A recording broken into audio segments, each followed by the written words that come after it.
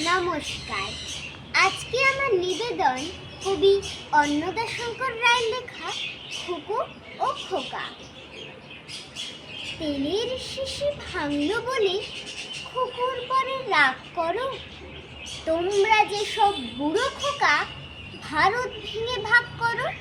তার বেলা ভাঙছো প্রদেশ, ভাঙছো জেলা, জমি জমা ঘর বাড়ি, পাটের আড়ত, ধানের গোলা, কারখানা আর রেলগাড়ি।